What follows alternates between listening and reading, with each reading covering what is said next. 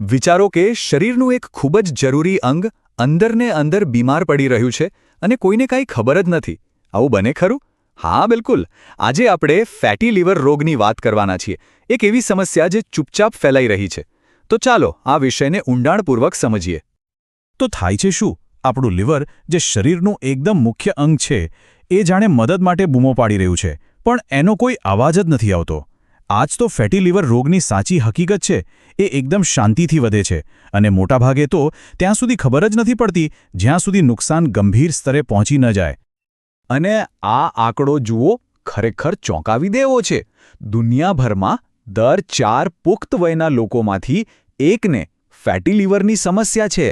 જી હા, આ બિલકુલ સાચું છે. આ કોઈ એવી તેવી બીમારી નથી, પણ એક એવી મહામારી છે જે લગભગ દરેક ઘરમાં પહોંચી ગઈ છે, પણ મોટાભાગના લોકો એનાથી અજાણ છે. તો આજના આ વિશ્લેષણમાં આપણે શું જોવાના છે? આપણે આને 5 ભાગમાં વહેંચીને સમજીશું. પહેલાં તો આ રોગ શું છે, પછી એના કારણો શું છે, એનું નિદાન કેવી રીતે થાય, એને મટાડી શકાય કે નહીં, અને છેલ્લે આખા શરીર પર એની શું અસર થાય છે. સારું, તો ચાલો શરૂ કરીએ પહેલા વિભાગથી. અહીં આપણે એ સમજીશું કે આ ફેટી લીવર રોગ આખરે છે શું અને મેડિકલ સાયન્સ આજે એને કઈ રીતે જુએ છે.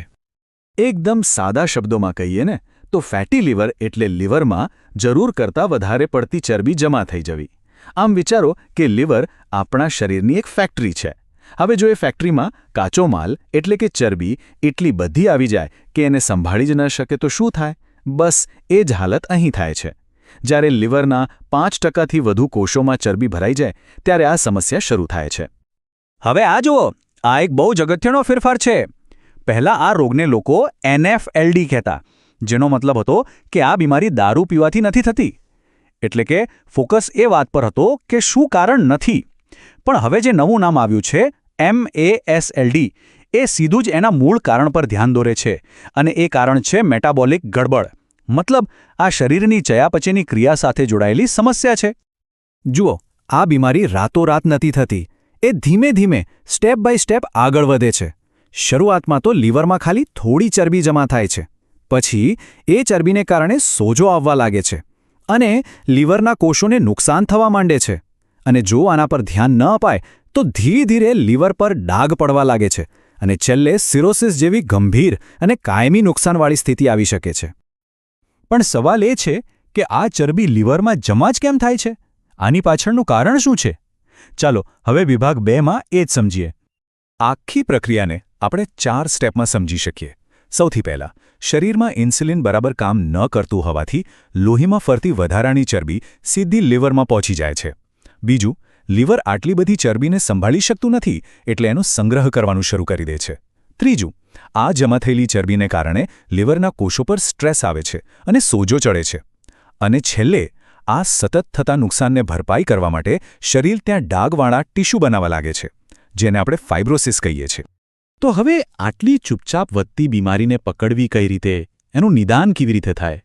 બસ એ જ આપણે વિભાગ 3માં જોવાના છીએ. રસપ્રદ વાત એ છે કે મોટાભાગના કેસમાં ફેટી લીવર અચાનક જ પકડાય છે. માનો કે પેટના દુખાવા માટે સોનોગ્રાફી કરાવી અને એમાં દેખાય કે લીવર સામાન્ય કરતાં વધુ ચમકદાર છે. એના કોઈ ખાસ લક્ષણો પણ નથી હોતા. બસ થોડો થાક લાગે કે પેટમાં હલકો દુખાવો થાય. એટલે જ સ્થૂળતા, ટાઈપ 2 ડાયાબિટીસ કે પછી હાઈ કોલેસ્ટ્રોલ જેવા જોખમી પરિબળો હોય તો વધારે સાવચેત રહેવું પડે છે. ડોક્ટરો આનું નિદાન કેવી રીતે કરે છે? એ પણ સ્ટેપ બાય સ્ટેપ પ્રોસેસ છે. પહેલાં તો લોહીના સામાન્ય રિપોર્ટ કરાવવામાં આવે છે. એ રિપોર્ટના આધારે FIB-4 જેવો એક સ્કોર કાઢવામાં આવે છે, જે બતાવે છે કે લીવરને નુકસાન થવાનું જોખમ કેટલું છે. જો એ સ્કોર વધારે આવે તો પછી ફાઇબ્રોસ્કેન જેવી ખાસ મશીનથી તપાસ થાય છે, જે લીવરની કડકાઈ અને ચરબી માપે છે. અને બાયોપ્સી એટલે કે લીવરમાંથી નાનકડો ટુકડો લઈને તપાસ, એ તો બહુ જ ઓછા કેસમાં, જ્યારે કંઈક સ્પષ્ટ ન થતું હોય ત્યારે જ કરવામાં આવે છે. ઓકે, અત્યાર સુધી આપણે સમસ્યાની વાત કરી, પણ હવે સૌથી અગત્યના અને આશાસ્પદ ભાગ પર આવીએ. શું આ નુકસાનને પાછું વાળી શકાય? શું આ સ્થિતિને સુધારી શકાય? ચાલો વિભાગ 4માં એ જ જોઈએ. તો જવાબ છે હા, બિલકુલ સુધારી શકાય છે, અને એનો ઉપાય કદાચ ધાર્યા કરતાં ઘણો સરળ છે. આ આંકડો જુઓ, 7 થી 10%. બસ શરીરનું વજન આટલું ઓછું કરવાથી લીવરની ચરબી, સોજો અને શરૂઆતના સ્ટેજનું ફાઇબ્રોસિસ પણ નોંધપાત્ર રીતે ઘટી શકે છે. આ બહુ મોટી વાત છે. આને એક રિવર્સલ ટૂલકિટ સમજી શકાય. એમાં શું શું આવે?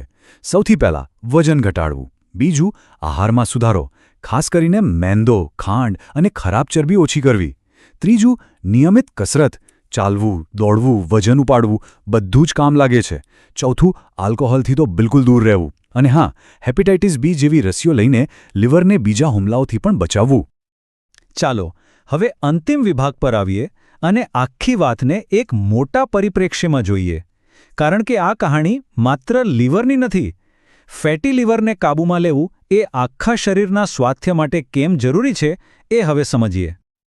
આ વાક્ય જુઓ. આખી વાતનો સાર આમાં જ છે.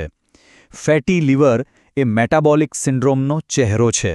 એટલે કે લીવરમાં દેખાતી ચરબી તો ખાલી એક લક્ષણ છે, એક ચેતવણી છે. અસલી સમસ્યા તો આખા શરીરની મેટાબોલિક સિસ્ટમમાં છે. આ એક લાળ બત્તી છે, જેને અવગણી શકાય નહીં. અને એને કેમ અવગણી ન શકાય એનો જવાબ અહીં છે. આ જાણીને કદાચ આશ્ચર્ય થશે, પણ ફેટી લીવરના દર્દીઓમાં મૃત્યુનું સૌથી મોટું કારણ લીવર ફેલ થવું નથી, પણ હૃદયરોગ છે. જી હા, આનો સીધો મતલબ એ થયો કે જ્યારે આપણે ફેટી લીવરની સારવાર કરીએ છીએ ત્યારે આપણે અજાણતા જ આપણા હૃદયને પણ બચાવી રહ્યા છીએ.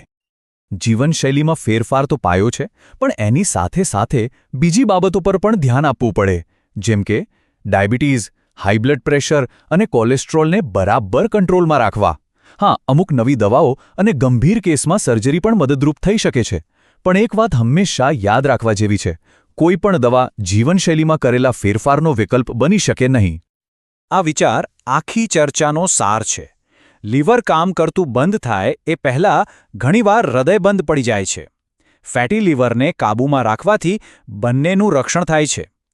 આનાથી સ્પષ્ટ થાય છે કે આ લડાઈ ફક્ત લીવર માટે નથી, પણ હૃદય અને લીવર બંને માટે છે. તો છેલ્લે સવાલ એટલો જ છે: આપણું મેટાબોલિક સ્વાસ્થ્ય, આપણું શરીર આપણને એક સિગ્નલ મોકલી રહ્યું છે. શું આપણે એને સાંભળવા તૈયાર છીએ?